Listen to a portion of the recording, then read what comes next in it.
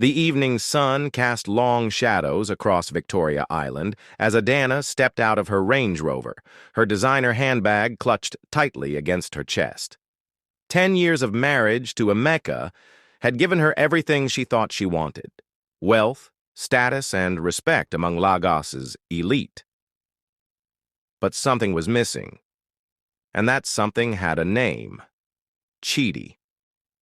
She had first met Chidi 3 years ago at their wedding anniversary party. He was Emeka's childhood friend from their university days at Unilag, and his best man at their wedding. While Emeka had grown into a hardened businessman, Chidi had become a doctor, his gentle hands saving lives at Lagos University Teaching Hospital. That night, as Adana sat in her car outside Chidi's apartment complex in Lekki, her phone buzzed. It was Emeka. "My love, I'll be late again. The meeting with the Chinese investors is running long." She closed her eyes, remembering how those late nights had started. First, once a month, then weekly, now almost daily. But what Emeka didn't know was that his precious Chinese investors were a myth. His secretary, Young Blessing, had been warming his bed for the past 8 months. Adana had known for a while, but kept quiet, drowning her sorrows in expensive wine and lonely nights. Chidi had been her shoulder to cry on, the one person who truly saw her pain. Their weekly lunch meetings had turned into daily phone calls, and soon stolen glances became lingering touches. But Chidi carried his own burden, the crushing weight of betraying his best friend.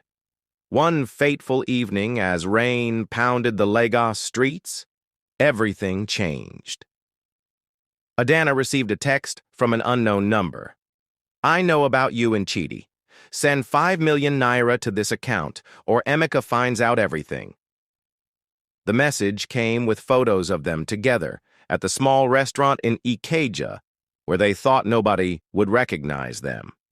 Her hands trembling, Adana called Chidi, but when she heard his voice, it was broken, desperate. "Emeka knows," he said. "He's known for weeks. He's been testing us, watching us." The phone clattered to the ground as Adana's world spun. That night, as thunder rolled across Lagos Lagoon, 3 lives unraveled like thread from Ankara fabric. Emeka had orchestrated everything: the late nights, the fake affair with Blessing, the blackmail. It was all a test, a cruel game to prove what he had suspected since that anniversary party 3 years ago. But Emeka had miscalculated. His game revealed not just Adana's infidelity, but the hollowness of their marriage. As he confronted them in his Victoria Island office, waving the photographs like weapons, Adana found her voice. "You built an empire," she said, her voice steady despite her tears. "But you forgot to build a home." She turned to Chidi, seeing the same realization in his eyes. They had both been pawns in Emeka's game, but their feelings, though born in betrayal, were real. In the end, it wasn't love that won, it was truth. Adana left them both, Emeka with his empire and Chidi with his guilt. She moved to Abuja, where the air was clearer and memories didn't lurk around every corner. Years later, people still whisper about the beautiful woman who dared to love 2 men and lost them both. But what they don't know is that she found something more valuable than love. She found herself. Thank you for watching. Please subscribe, like, and comment for more videos.